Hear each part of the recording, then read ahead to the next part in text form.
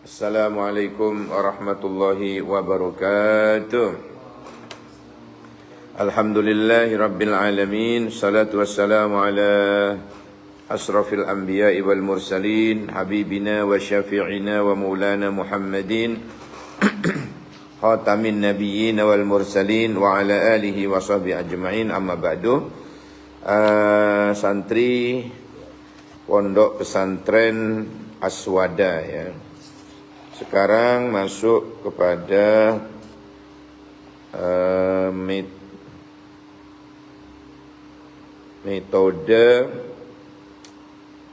metode peningkatan kualitas akidah ya. Akidah itu sebentar ya.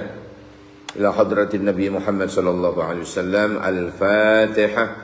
A'udzu billahi minasyaitonir rajim. Bismillahirrahmanirrahim. Alhamdulillahi rabbil alamin. Arrahmanir rahim. Maliki yaumiddin. Iyyaka na'budu wa iyyaka nasta'in. Ihdinas siratal mustaqim. Siratal ladzina an'amta 'alaihim ghairil maghdubi 'alaihim waladdallin. Amin. Bersama dulu. Raditu billahi rabba wa bil islami dina wa bi Muhammadin sallallahu alaihi wasallam nabiyyan wa rasulah. Rabbi zidni ilma warzuqni fahma. Amin ya rabbal alamin. Akidah itu pokok agama yang wajib diketahui oleh setiap muslim. Jadi tak ulangi, setiap muslim itu wajib mengetahui pokok-pokok agama yang disebut dengan akidah. Nah, di dalam memahami akidah ini kita harus mengacu pada landasan Al-Quran dan As-Sunnah. Ada ijma'us salafus saleh, ya, ada ijma'us sahabah dulu itu ya. Ada ijma', ada qiyas.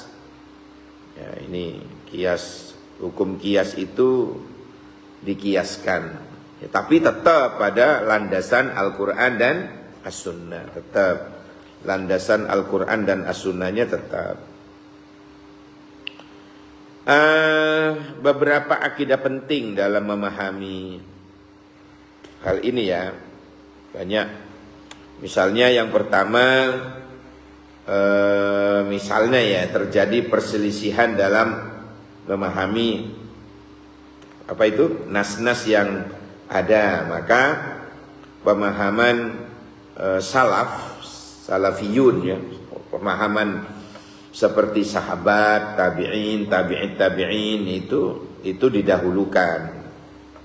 Ya, merupakan hujjah yang dapat dijadikan sebagai dasar untuk memahami nas-nas seperti Al-Quran dan As-Sunnah. Jadi istilahnya, terjadinya itu kan ada ikhtilaf ya, ada ikhtilaf di kalangan umat Islam dalam memahami ayat-ayat Al-Quran. Ada ikhtilaf dalam memahami sunnah. Hadisnya sama, hadisnya satu, tapi pemahaman ulama itu beda-beda. Maka mana yang harus kita dahulukan? Manut siapa? Misalnya, manut kepada salafiyun, orang-orang terdahulu, pemahamannya sahabat, yang lebih mendekati, maksudnya ya.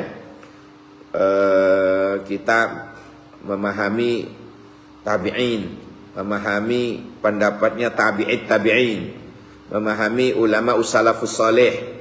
Nah, itu yang lebih dikedepankan. Contoh ya, nasab yang sekarang lagi ketren ya, nasab. Itu lebih selamatnya kalau saya itu mengikuti salafus saleh. Di Indonesia saja gitu. Saya misalnya ngikuti guru saya, gurunya saya ngikuti gurunya. gurunya ngikuti gurunya lagi, sampai ke Kiai Khalil Bangkalan misalnya, sampai ke Kiai Nawawi Sidogiri.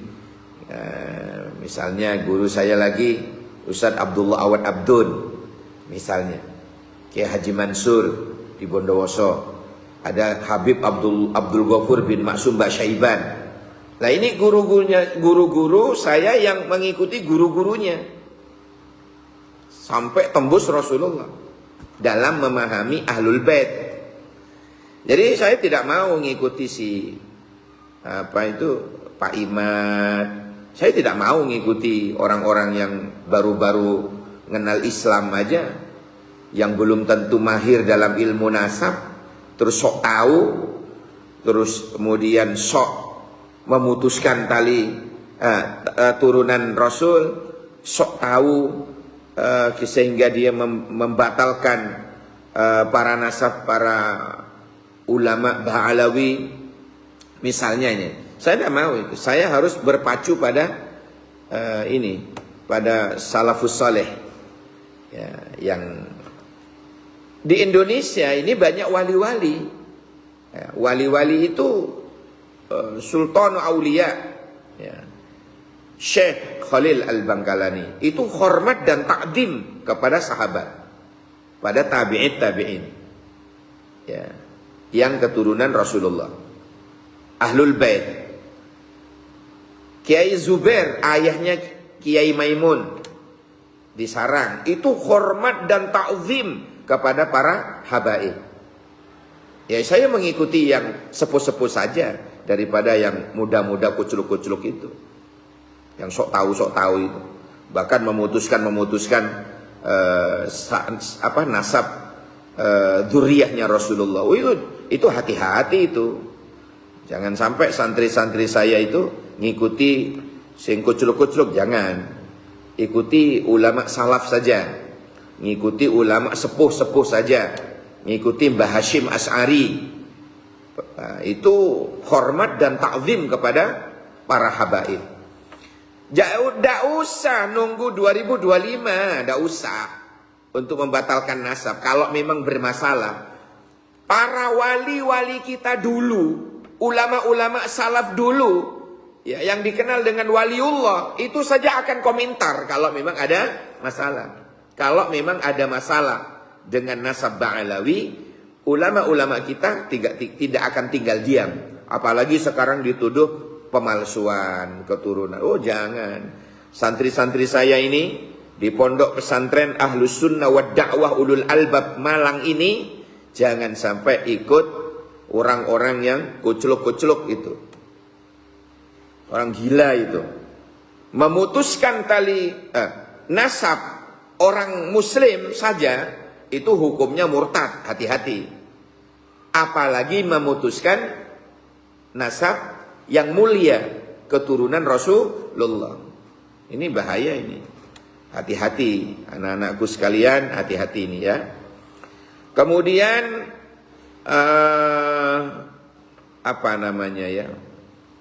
orang-orang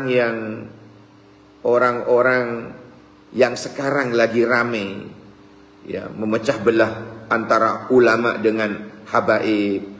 Habaib dibenturkan dengan kiai Nusantara, habaib dibenturkan dengan sesama habaibnya, para habibnya. Nah, ini kan program pemecah belah umat, program bagaimana menciptakan opini agar umat Islam ini hancur, agar umat Islam tidak lagi percaya kepada pemimpinnya. Bagaimana umat Islam ini tidak lagi percaya, simpati, hormat, ta'zim kepada para habaib. Ini memang ada program seperti itu. Sepertinya seperti itu dugaan kuat saya. Nah, itu larinya kepada godof. Godof itu tuduhan-tuduhan yang keji. Ya, misalnya menuduh orang soleh berzina, menuduh orang mukminah berzina. Sama hukumnya dengan memutuskan nasab dzurriyyah Rasulullah. Sama hukumnya dengan qadzaf itu, dosa besar. Ya, oleh karena itu santri-santri saya ini jangan sampai ikut-ikutan, jangan sampai ikut-ikutan gila. Ya, gila menurut saya itu gila, orang gila itu. Orang nggak normal, orang senting itu ya. Memutuskan tali memutuskan nasab Ba'alawi, memutuskan nasab dzurriyyah Rasulullah, memutuskan nasab para habaib, itu orang gila itu. Orang gila itu jelas, senting itu. Tidak punya iman itu. Hati-hati. Ya, saya cuma menyarankan santri saya. Yang lain tidak tahu saya. Pokoknya santri saya selamat. Santri saya ini selamat. Jangan ikut-ikutan. Jangan ikut-ikutan apa tadi? Gila. Soalnya itu jelas senting itu, jelas gila itu. Membenci habaib, itu orang senting. Membenci keturunan Rasulullah. Itu lah gak wong gendeng gak mungkin. Gak mungkin. Membenci ulama. Banyak para habaib yang alim-alim banyak. Ya. Kok malah sekarang ya Allah. Duh, Masya Allah, saya gregetan betul. Soalnya ini sudah merambah kepada yang katanya diberi nama kiai, tapi justru membenci dzurriyyah Rasul. Ya, ini kan koclok ini. Tidak benar ini, tidak benar. Hati-hati santri-santri saya, hati-hati ini. Ya, jangan ikut-ikutan gila. Ya, tetap apa tadi? Ikut ulama salafiyun, ulama sepuh, ya, ulama terdahulu, ya, yang tidak sama sekali mempermasalahkan ini. Sudah jelas soalnya, sudah jelas. Nah, tidak ikut-ikutan gila tadi. Ini pesan saya, biarlah mereka gila dengan sendirinya. Dan besok mereka para pembenci habaib, para pembenci dzurriyyah Rasul, dia akan berhadapan dengan hukum Allah, berhadapan dengan MK akhirat, Mahkamah Konstitusi Tuhan. Ya, hati-hati. Besok mereka akan mempertanggungjawabkan. Kalau kami, ya, akan ikut dalam barisan para pencinta ulama, pencinta para habaib, pencinta ilmu, pencinta kebaikan, pencinta kebenaran, itu aja. Tidak usah muluk-muluk kita ini, tidak usah muluk-muluk. Ya. Nah, kemudian yang kedua, itu tadi yang pertama ya. Yang kedua, salafus soleh ini mendasari metode mereka dengan dalam memahami akidah itu dengan bimbingan wahyu Al-Quran dan As-Sunnah. Tentu lewat ulama ya, yang kompeten di bidangnya. Ulama siapa tadi? Itu yang dapat bimbingan tadi. Ulama yang bukan ngelama loh ya. Ngaku ulama tapi benci keturunan Nabi. Itu dijauhi itu. Munafik itu. Ya, munafik itu. Jauhi orang model begitu itu. Ya, jauhi. Walaupun titelnya ustadz, titelnya kiai. Tapi kalau benci para habaib, ya, benci kepada dzurriyyah Rasulullah, jauhi. Itu setan dasi ireng itu. Setan dasi ireng, doyan pecel bisa. Ya. Jadi dapat bimbingan Al-Qur'an ya, dapat bimbingan Al-Qur'an. Kemudian oleh karena itu pemahaman mereka itu pemahaman yang paling didasari dengan ilmu. Ya, paling selamat, paling bijaksana dalam memahami nas-nas Al-Quran dan As-Sunnah. Kemudian apa lagi yang ketiga? Ya. Perkara taufikiyah yang dilarang mengotak-atik tanpa ada bimbingan wahyu dari Allah. Ya, ini akidah yang dimaksud. Jangan mengotak-atik sendiri. Kadang menafsirin ayat sendiri tanpa ilmu. Wah, itu berguru pada setan itu, hati-hati. Hati-hati. Ya. Mengotak-atik menafsirin Al-Qur'an tanpa dasar ilmu, tanpa guru. Waduh, hati-hati itu. Hati-hati biar tidak masuk ke dalam hadis falyatabawwa maq'adahu minan nar. Silakan ambil tempat duduk di neraka. Naudzubillah. Naudzubillah. Karena perkara akidah ini perkara yang gaib, yang akal pikiran manusia itu tidak akan sanggup untuk menjangkau. Gitu. Misalnya adanya Allah. Pembuktiannya gimana? Ya ada, saya nulis kitab dalil-dalil nakli, dalil-dalil akli tentang eksistensi Allah, ada wujudnya Allah, ada dalil-dalilnya. Belum selesai tak tulis, masih tak garap ini. Ya, masih tak garap dalam proses penulisan. Ada. Tetapi sedikit pengetahuan manusia itu. Wa ma utitu minal ilmi illa qalila.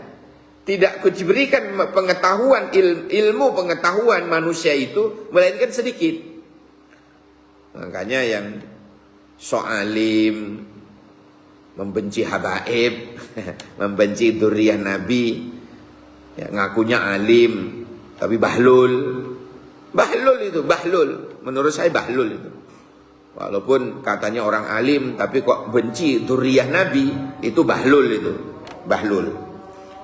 Kemudian yang keempat, siapa saja yang menetapkan, siapa saja yang memahami permasalahan akidah tanpa berlandaskan dengan dalil-dalil syar'i, maka dia telah berdusta atas nama Allah. Artinya apa? Berkata-kata tanpa dasar ilmu. Kemudian yang kelima apa? Akidah dibangun atas dasar ikhlas karena Allah, ittiba, mengikuti petunjuk Rasulullah. Kalau enggak, bahaya. Ya, ini banyak sekali ya.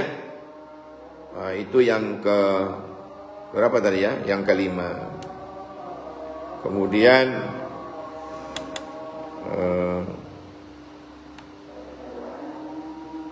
yang keenam, para sahabat, imam-imam tabi'in, yang mana mereka mengikuti ulama-ulama salafus saleh. Ya, ini semua ada dalam bimbingan petunjuk Rasulullah sallallahu alaihi wasallam. Kemudian yang ketujuh, jalan yang ditempuh para sahabat dalam memahami dalil-dalil yang berkaitan dengan permasalahan akidah. Siapa yang mengambil petunjuk dan memahami akidah sesuai dengan tata cara yang dilakukan oleh sahabat, maka ia berada di atas bimbingan dan petunjuk Rasulullah SAW. Jadi saya tertarik dengan kalimat ma'ana alaihi wa ashabi. Jadi ahlus sunnah wal jamaah itu siapa? Ma'ana alaihi wa ashabi. Apa-apa yang saya lakukan dan apa yang dilakukan oleh sahabat-sahabatku. Terutama yang sahabat 4 itu ya. Siapa itu? Sayyidina Abu Bakar, Sayyidina Umar, Sayyidina Sudirman, bukan, Sayyidina Utsman, kemudian Sayyidina Ali.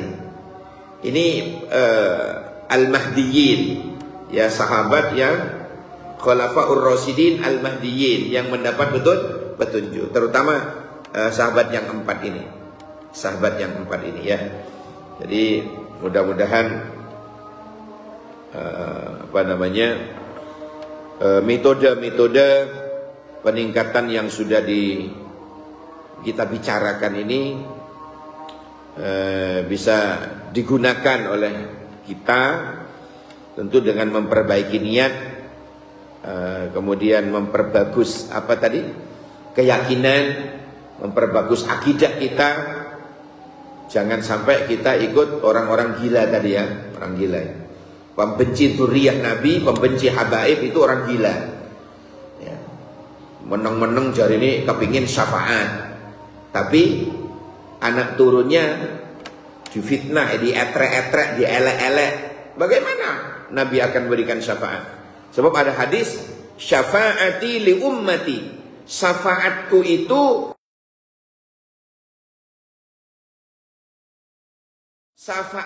itu spesial untuk umatku.